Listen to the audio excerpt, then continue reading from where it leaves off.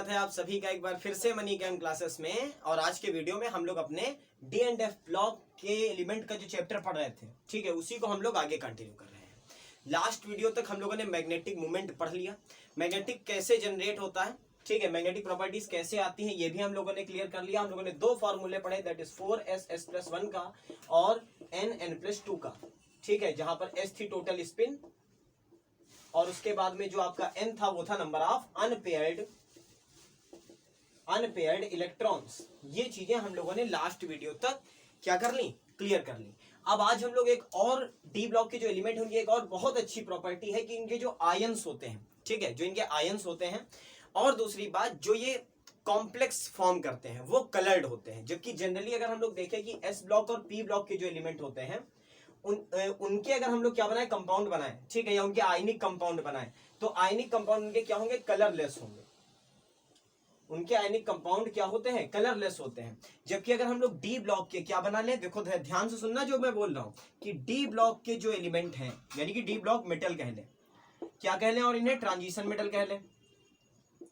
और एक अगर आपने सबसे पहला वाला वीडियो देखा है तो मैंने कहा था कि जो लास्ट वाला है 3D10 सीरीज, उसको हम लोग ट्रांजिशन मेटल नहीं कहते हैं। और मैंने वहां पर ये बात मेंशन की थी कि जब मैं कलर स्पेक्ट्रा पढ़ाऊंगा तब आपको पता चलेगा कि हम लोग इसे क्यों नहीं कहते, ठीक है, वो ट्रांजिशन मेटल एलिमेंट क्यों नहीं है। तो इस वीडियो के लास्ट में आपको उसका भी जवाब मिलेगा। तो इस वीडियो को पूरा लास्ट तक देखिए, एकदम आराम से होकर के बैठ के कॉपी ले लीजिए, पेन ले लीजिए, जो भी चीजें आपको लगे कि आपको नोट करना है उन्हें नोट करते रहिए और साथ साथ क्या करते रहिए, पढ़ते रहिए। तो चलिए भाई देखिए, हम लोगों को क्या पढ़ना है कि डी ब्लॉक के जो मेटल होते हैं जिन्हें हम लोग ट्रांजिशन मेटल कहते हैं, उनके चाहे कैसे कंपाउंड हो भाई, आयनिक कंपाउंड हो, और चाहे कैसे कंपाउंड हो, कॉम्प्लेक्स। कॉम्प्लेक्स का मतलब आप एक और नाम दे सकते हो जो आपका अगला चैप्टर है, that is coordination compound. Coordination compound, ठीक है। तो चाहे हमारे आयनिक कंपाउंड हो और चाहे कोऑर्डिनेशन कंपाउंड हो, दे बोथ आर क्या होते हैं, कलर्ड। ये दोनों ही क्या होते हैं, कलर्ड होते हैं। और हमें क्या करना है, आज इसी का रीजन निकालना है। जैसे हम लोगों ने मैग्नेटिक मोमेंट को नहीं केवल Nn+2 पढ़ करके नहीं बंद किया था, केवल 4s+1 पढ़ करके नहीं बंद किया था, ठीक है। हम लोगों ने देखा था कि उसके मोशन से क्या इफेक्ट पड़ता है, कि स्पिन और ऑर्बिटल मोशन का क्या इफेक्ट है। तो उसी तरीके से आज हम लोग भी इसको बिल्कुल इमेजिन करेंगे दिमाग में इस टॉपिक को। तो बहुत आराम से पढ़ना और इमेजिन करके देखेंगे कि जो कलर्ड कॉम्प्लेक्स बनते हैं या जो कलर्ड क्या बनते हैं, आयनिक कंपाउंड बनते हैं, उसका रीजन क्या है, ठीक है। तो चलो, इंट्रोडक्शन बहुत हुआ वीडियो का, अब शुरू करते हैं मेन बात को। तो इस पूरे के पूरे फिनोमेना को पढ़ने के लिए आपको सबसे पहली जो चीज की जरूरत है वो है shape of D orbital. First year में आप लोगों ने पढ़ा भी होगा, चैप्टर नंबर जो 2 था आपका, स्ट्रक्चर ऑफ एटम, उसी के लास्ट में आपने पढ़ लिया होगा कि अगर हम लोग बात करें किसकी, एस ऑर्बिटल की, तो एस ऑर्बिटल कैसी होती है, स्फेरिकल, ऐसी होती है। अगर हम लोग बात करें पी ऑर्बिटल की, ठीक है, तो पी ऑर्बिटल को अब मैं डबल और डबल डबल पे नहीं जाऊंगा, मैं बस इतना बता रहा हूं कि ये होती है पी एक्स, ये होती है पी वाई और ये होती है पी जेड। ये तो आपको पता होगा, ये होती है पी एक्स, ये है पी वाई, ये है पी जेड। एक है लॉन्ग टू एक्स एक्सिस, एक है लॉन्ग टू वाई एक्सिस, और जो तीसरी है वो है लॉन्ग टू जेड एक्सिस। अब इस अलॉन्ग टू जेड एक्सिस को कभी भी तिरछा मत समझना।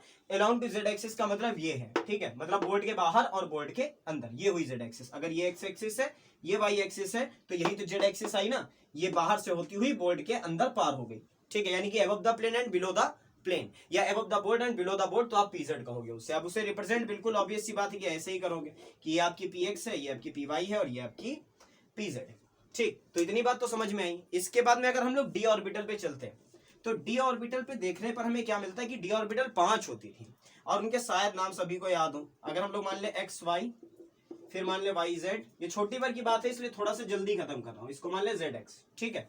तो पहली होती थी ये, जिसको हम कहते थे डी एक्स वाई, दूसरी होती थी ये, जिसको कहते थे डी वाई जेड, और लास्ट होती थी ये, जिसे हम लोग कहते थे डी एक्स जेड। याद आया सभी को? तो ये D x Y, D Y Z and D x Z. अब इसके बाद में दो और पाई जाती थी, चलो यहां बना लेते हैं। ये हो गई एक्स, ये हो गई वाई, तो एक होती थी ये, जिसे हम कहते थे D x square Y square, और लास्ट एक बची वो कहां बना लें, चलो बोर्ड पे लास्ट में जगह है, बस ये बना लो। ये एक्स हो सकती है या वाई हो सकती है, कोई भी हो सकती है, इसे जेड मान लो। तो ये होती थी हमारी कौन सी, ऐसी कुछ, ये। तो इसको हम लोग क्या कहते थे, डी जेड स्क्वायर, ये कहते थे। याद आ गया सभी को? इतनी तरीके की ऑर्बिटल हमारे पास में पाई जाती थी। तो ये एस ऑर्बिटल हो गई, ये तीनों पी हो गई, ये तीन डी हुई, D x Y, D Y Z, D x z, और उसके बाद में अगर चलो तो कौन सी आई? D x square Y square and D Z square. इतनी बात हमें पता है। अब डिस्कस शुरू करते हैं। तो डिस्कस क्या करना है कि पहली बात देखो, एस ऑर्बिटल को देखो तो हर तरफ से सिमेट्रिकल है, पूरी तरीके से क्या है? ये सिमेट्रिकल। अगर हम लोग पी ऑर्बिटल की बात करें तो चाहे तीन पी ऑर्बिटल पाई जाती है, अब बहुत ध्यान से सुनना बात को, चाहे पी ऑर्बिटल पाई जाती हैं, लेकिन ये तीनों की तीनों P orbital along the axis है। एक एक्स एक्सिस के अलोंग है, एक वाई एक्सिस के अलोंग है, और एक जेड एक्सिस के अलोंग है। जबकि डी ऑर्बिटल में ऐसा नहीं है। डी ऑर्बिटल में देखो ये एक्स वाई प्लेन में है, एक्सिस पर नहीं है। ये वाई जेड प्लेन में है, एक्सिस पर नहीं है, और ये एक्स जेड प्लेन में है, एक्सिस पर नहीं है।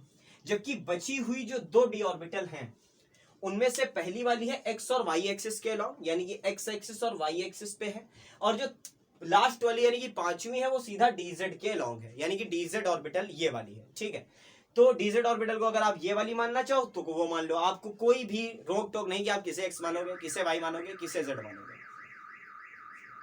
हाँ चलो, तो एक्स वाई जेड आप अपने हिसाब से मान सकते हो। स्टैंडर्ड अगर आपको मानना है तो आपको यही मानना है, X Y and Z. Just a second. हाँ भाई, अब आगे बढ़ते हैं। तो देखो, इतना आप लोगों को पता है कि जो डी ऑर्बिटल थी उनको आप इस तरीके से रिप्रेजेंट करते थे कि 5 भाई ऑर्बिटल होती तो ऐसे बना लो 1 2 3 4। ठीक है, तो इसको मान लेते हैं कि ये हो गई डी एक्स वाई, ये हो गई आपकी डी वाई जेड, ये हो गई आपकी डी एक्स जेड, ये हो गई D x square Y square, और ये हो गई आपकी डी जेड स्क्वायर। अब आपको दिमाग में क्या बना के रखना है कि जो शुरुआत वाली तीन है ना, ये D x Y, D Y Z, D x Z, ये हमारी है अलोंग द प्लेन, और जो बची हुई थी दो है D x square Y square and D Z square, ये है अलोंग द एक्सिस। अब आपको थोड़ा सा अगले चैप्टर में अगर जब आप बुक पढ़ोगे ना तो उसमें लिखा होगा कि सीएफटी के अकॉर्डिंग ये सब होता है। ठीक है, तो सीएफटी का मतलब होता है क्रिस्टल फील्ड थ्योरी, जिसे हम लोग पढ़ेंगे कोऑर्डिनेशन में पूरी तरीके से। ठीक है, वहां पर हम लोग बात करेंगे स्ट्रॉन्ग वीक लिगेंड की, लेकिन अभी आपको उतने पर नहीं जाना। अभी आपको बस इतना समझना है कि जो डी ऑर्बिटल होती है वो स्प्लिट कैसे होती है। तो देखो, दो बातें दिखाता हूं वहां पर, उन दो बातों के अकॉर्डिंग आप चीजों को समझ जाओगे बहुत अच्छे से।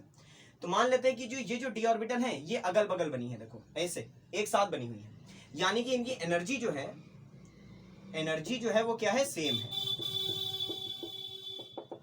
और ऐसी सेम एनर्जी वाली डी ऑर्बिटल को कहते हैं डीजेनरेटेड डी ऑर्बिटल। क्या कहते हैं भाई? डीजेनरेटेड डी ऑर्बिटल कहते हैं। अब जो मैं बोल रहा हूं उसको सुनो ध्यान से। मान लेते हैं यहां पर तीन एक्सिस बनाई हमने, ये बनाई और ये बनाई। हमें पता है ये एक्स है, ये वाई है और ये जेड है।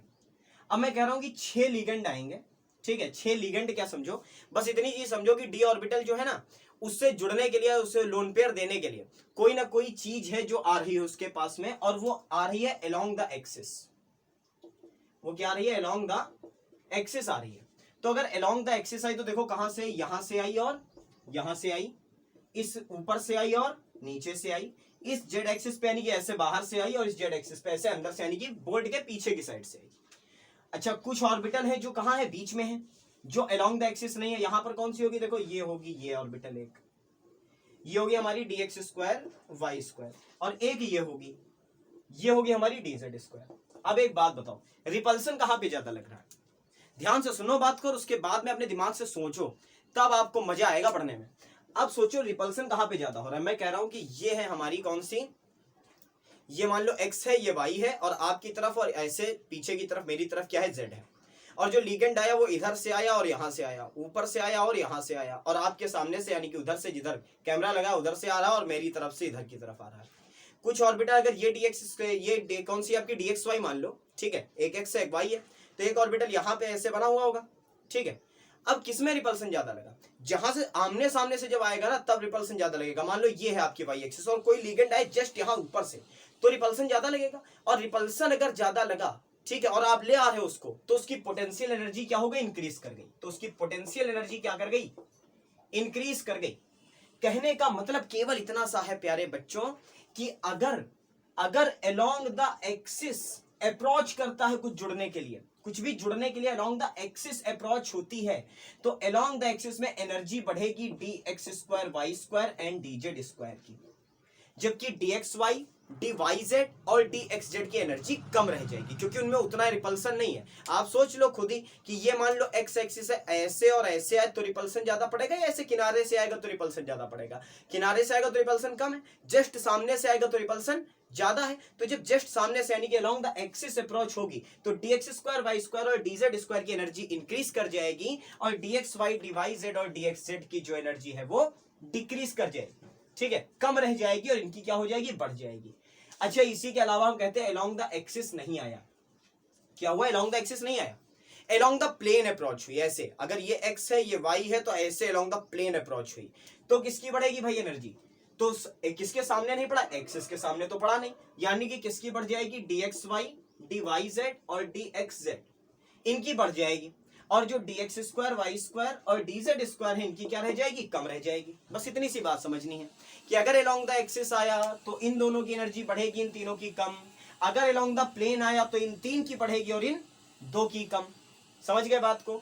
तो अब एक बात सोचो कि क्या हो कि अगर हम लोग उसको ऐसे एक्सिस से ना करके एनर्जी लेवल डायग्राम पे रिप्रेजेंट करें, तो एनर्जी लेवल डायग्राम पे हम इसे दो तरीके से रिप्रेजेंट कर सकते हैं।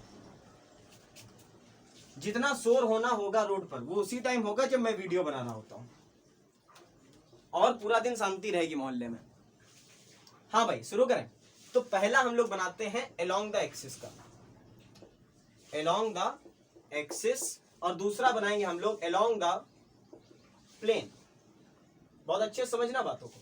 तो मान लेते हैं कि जब तक क्या हुआ, जब तक कि डी ऑर्बिटल क्या थी? डीजेनरेटेड थी। जब सबकी एनर्जी क्या थी? सेम थी, तब वो ऐसी थी। सबकी एनर्जी देखो एक लेवल पे है।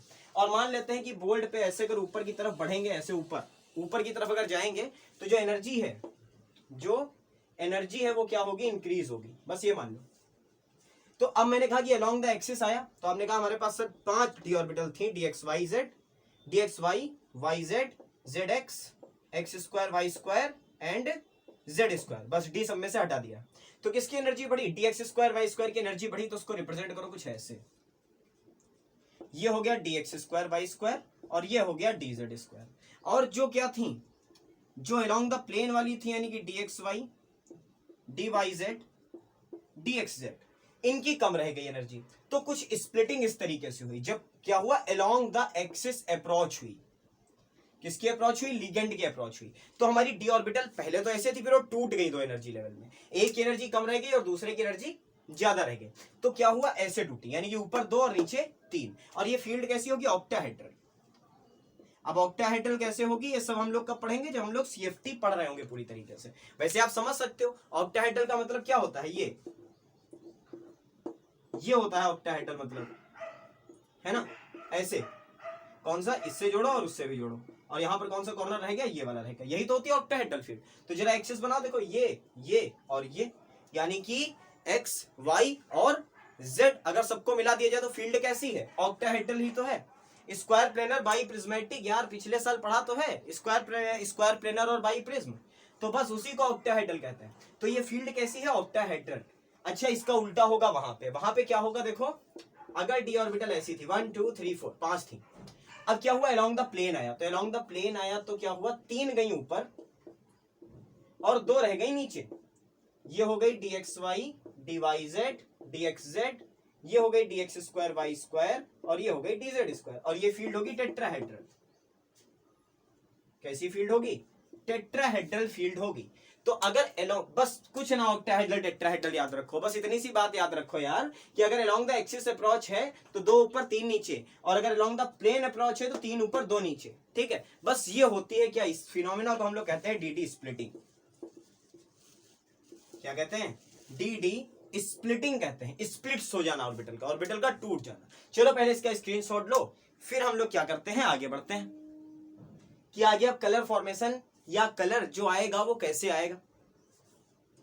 किसी एक का एग्जांपल ले लेंगे और समझ जाएंगे हम लोग। हाँ भाई, चले आगे।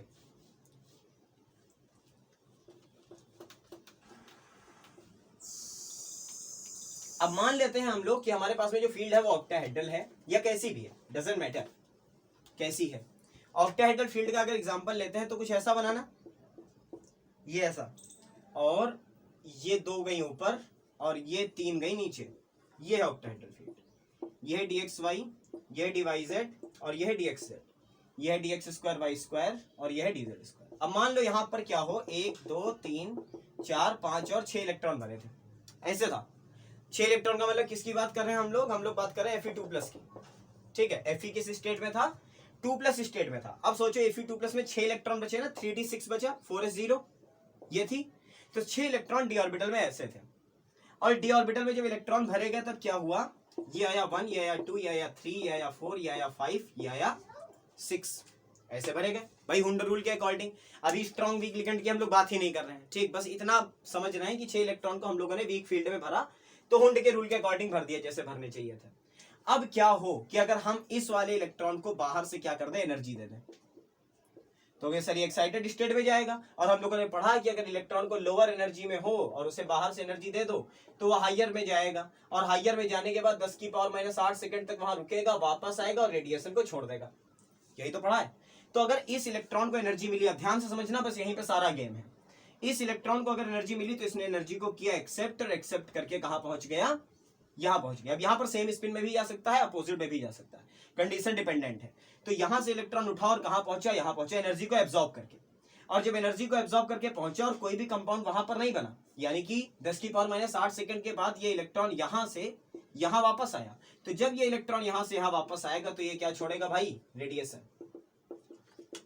और ये रेडिएशन जो होगा ये विजिबल होगा, ये विजिबल रेंज होगी। विजिबल रेंज का मतलब समझे कितनी होगी, 4000 से 7500 एंगस्ट्रॉम के बीच की होगी। और अगर हम लोगों ने ये रेडिएशन देखा अपनी आंखों से, यहां पर हमारी आंख थी और हमने इस रेडिएशन को देखा, तो जो भी ये कंपाउंड होगा वो हमें कैसा नजर आएगा, कलर्ड। कैसा नजर आएगा, कलर्ड। और ये जो इलेक्ट्रॉन यहां से उठा और ऊपर गया और ऊपर से वापस नीचे आया, इस फिनोमिना को हम कहते हैं डीडी ट्रांजिशन। क्या कहते हैं, डीडी ट्रांजिशन कहते हैं। चलो भाई इतनी बात समझ में आई। अभी एक चीज बताइए, अभी और बताऊंगा, क्यों परेशान हो रहे, कि अगर हमारे पास में क्या हो, हमारे पास में डी ऑर्बिटल में अनपेयर्ड इलेक्ट्रॉन्स हो, पहली बात किस कंडीशन में नहीं होगी डीडी स्प्लिटिंग, वो मैं अभी बता रहा हूं 2 मिनट बाद, कि अगर हमारे पास में क्या हो, अनपेयर्ड इलेक्ट्रॉन हो और हम उसको क्या करते हैं, एनर्जी देते हैं, तो एनर्जी देने के बाद में जो इलेक्ट्रॉन होगा वो एक्साइट होगा, एक्साइट होकर वो हायर एनर्जी में जाएगा, हायर एनर्जी के बाद में वापस आएगा और एक रेडिएशन छोड़ेगा, जो रेडिएशन क्या होगा, विजिबल रेंज का होगा। और अगर इसे आंखों से देखा जाएगा तो हमें कंपाउंड कैसा दिखेगा, कलर्ड दिखेगा। अब बच्चों का सबसे बड़ा क्वेश्चन कि सर क्या जो वेवलेंथ एक्सेप्ट की जाती है यानी कि एब्जॉर्ब की जाती है वही इमिट होती है, तो इसका जवाब है नहीं, वही नहीं इमिट होती, क्योंकि कई बार स्पिन चेंज होगी, कई बार जो ट्रांजिशन है उसमें खर्च होगी एनर्जी, तो जो हमारे पास आती है वो कॉम्प्लीमेंट्री वेवलेंथ होती है, यानी कि जो एब्जॉर्ब हुई है उसकी कॉम्प्लीमेंट्री। अभी हालांकि इतना ऊपर आपको नहीं पढ़ना है कि आपको कलर बताना पड़े कि हाँ भाई इतनी वेवलेंथ एब्जॉर्ब हुई तो बताओ कि इसका कलर क्या होगा, लेकिन फिर भी मैं सिखा रहा हूं, थोड़ा थोड़ा समझिए बातों को। मान लेते हैं कि हमारे पास में इस बार कैसी फील्ड हो, टेट्राहेड्रल फील्ड हो, तो हमारे पास में होंगी 5 ऑर्बिटल। 5 ऑर्बिटल में जब टूटेंगी तो 3 जाएंगी ऊपर और 2 जाएंगी नीचे, समझना बातों को ध्यान से। और यहां पर मान लेते केवल 1 इलेक्ट्रॉन है, तो केवल 1 इलेक्ट्रॉन है तो यहां भरा हुआ है। अब मान लो क्या करा हमने क्या करा, हमने इसे बाहर से एनर्जी दी, तो ये इलेक्ट्रॉन यहां से गायब हुआ और कहां पहुंचा, यहां पहुंचा। इस फिनोमिना को कहेंगे डीडी ट्रांजिशन। इस फिनोमिना को क्या कहेंगे, डीडी ट्रांजिशन। 10⁻⁸ सेकंड लगे और उसके बाद में ये इलेक्ट्रॉन वापस यहां आ गया, ठीक है। और जब वापस यहां आया तो उसने क्या किया, उसने इमिट कर दिया क्या, रेडिएशन, उसने रेडिएशन इमिट किया, और इस वजह से ये हमें क्या दिखा, कलर्ड दिखाई दिया। ये बात तो समझ में आ गई कि डीडी ट्रांजिशन होता है, डीडी ट्रांजिशन पॉसिबल है, इसलिए कलर्ड दिखाई देता है। अब मैं बात करूं आपसे किसकी, Sc+ की, ठीक, Sc++ की बात करो, डबल+ की भी ना करो, 4s2 है, ट्रिपल+ की करो। तो भाई चलो Sc का सबसे पहले बताओ इलेक्ट्रॉनिक कन्फिग्रेशन कितने लोगों को याद है, ठीक है 21 था शायद। 21 का मतलब हुआ आर्गन, आर्गन के बाद में 4s2 पहले भरा, 18 और 2 20 और उसके बाद आया 3d1, यही तो आया, यही तो आया। अब जरा इसका बनाओ 3+, तो 3+, ये तो कैसी आई, Sc की आई। अब हमारे पास Sc पर देखो कितने प्लस लगे, 3, तो 2 तो यहां से गए, चलो वही 4s0, एक यहां से गया 3d0। अब बताओ क्या होगा, 3D में कोई इलेक्ट्रॉन ही नहीं है। तो 3D में अगर कोई इलेक्ट्रॉन नहीं है तो सबसे पहली बात लिखो, if 3D is totally vacant, अगर 3D पूरी तरीके से खाली है, then d transition is not possible, d transition possible नहीं होगा। और अगर ऐसी कंडीशन है तो जब डी ट्रांजिशन ही नहीं हो सकता तो ना तो इलेक्ट्रॉन एनर्जी को एक्सेप्ट करेगा, ना बेचारा ऊपर जाएगा, ना बेचारा वापस आएगा, और ना एनर्जी को छोड़ेगा। तो अगर ऐसा है तो आपका जो कंपाउंड है वो हो जाएगा कलरलेस। क्या हो जाएगा? कलरलेस। अच्छा, दूसरी बात किसकी करते हैं, मान लो कर लें, लास्ट कौन था, जिंक डबल प्लस। ठीक है, किसकी बात करी, Zn डबल प्लस की। तो जिंक आपको याद होगा क्या होता है, 30। तो 30 का मतलब आया देखो ऑर्गन 4:2 3D 10, 2 प्लस हैं, ये निकाल दिए, 0 हो गए। ठीक है, अब 3D 10 बनाओ जरा। 3D 10 बनाया तो कुछ ऐसा सामने आया, 1 2 3 4 5 6 7 8 9 10। अब इसको चलो मान लो ऑक्टाहेड्रल में तोड़ो चाहे टेट्राहेड्रल में तोड़ो, जिसमें मन हो आप उसमें तोड़ के भर लेना इलेक्ट्रॉन्स को। मैंने भरे 1 2 3 4 5 6 7 8 9 एंड 10। अब एक बात बताइए, क्या यहां ट्रांजिशन पॉसिबल है? यार पूरा यहां भरा हुआ है, टोटल यहां भरा हुआ है, जब यहां जगह होगी तब तो इलेक्ट्रॉन उछल कर आएगा। समझो बात को ध्यान से, यहां पर तो जगह ही नहीं है इलेक्ट्रॉन के लिए। यानी कि जो 3D 10 है, 3D 10 में energy is same for all 5 orbitals. जो पांचों ऑर्बिटल है उनकी एनर्जी क्या होती है, सेम होती है। तो यहां पर भी जो डी ट्रांजिशन है, जो डी ट्रांजिशन है वो क्या होगा, नॉट पॉसिबल। यहां पर भी डी ट्रांजिशन पॉसिबल नहीं है। यानी कि कहने का मतलब, ट्रिक आपको केवल इतनी याद रखनी है, ट्रिक क्या है कि 3D 0 हो या फिर 3D 10 हो कॉन्फ़िगरेशन में। अगर 3D 0 और 3D 10 है तो आपका आंसर होगा कि D transition is not possible, d transition not possible. और अगर पूछा जाएगा कि कलर क्या होगा तो आप साफ जवाब दोगे कि ये कलरलेस होगा। बस इतनी बात याद रखो। And this is the reason कि हम लोग जिंक वाली पूरी सीरीज को, यानी कि जिसमें भी 3D 10 इलेक्ट्रॉन होते हैं, उन्हें ट्रांजिशन मेटल नहीं कहते, उन्हें ट्रांजिशन मेटल नहीं कहते हैं। क्यों? क्योंकि वहां पर ट्रांजिशन पॉसिबल ही नहीं होता है। ठीक है, आई थिंक अब आपको सारी बातें क्लियर हो गई होंगी कि क्या होता है क्या नहीं होता है। बस एक बार पूरा का पूरा क्या कर लेते हैं, मेमोराइज कर लेते हैं। हम लोगों ने क्या पढ़ा, हम लोगों ने पढ़ा कि जो डी ऑर्बिटल है, पहली बात तो वो सिमेट्रिकल नहीं है। ठीक, हम लोगों ने पढ़ा वो सिमेट्रिकल नहीं है। 3 डी ऑर्बिटल है जो कि एक्सिस के लॉन्ग है, और 2 ऑर्बिटल जो 3 जो है वो आपकी प्लेन के लॉन्ग है, और जो 2 है वो आपकी एक्सिस के लॉन्ग है।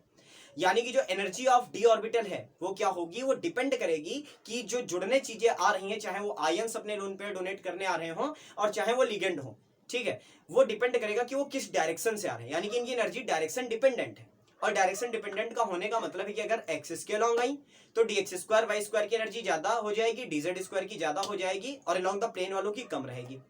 अगर अलॉन्ग द प्लेन आई तो क्या होगा, तो जो प्लेन वाली थी उनकी एनर्जी ज्यादा होगी और जो एक्सिस वाली उनकी एनर्जी कम होगी। इसका मतलब है कि जब भी अप्रोच होगी तब क्या होगा, तब डी ऑर्बिटल स्प्लिट हो जाएंगी। इस फिनोमिना को कहेंगे डी स्प्लिटिंग। क्या कहेंगे, डी स्प्लिटिंग कहेंगे। दूसरी बात समझो, दूसरी बात क्या कि जब तक अप्रोच नहीं हुई तब तक सारी डी ऑर्बिटल की एनर्जी सेम थी, उन्हें कहेंगे डी जनरेटेड डी ऑर्बिटल। और जब स्प्लिटिंग हो गई तो उसे कहेंगे जनरेटेड डी ऑर्बिटल। ठीक है, या एक्साइटेड डी ऑर्बिटल, जो इच्छा हो वो कह सकते हो आप।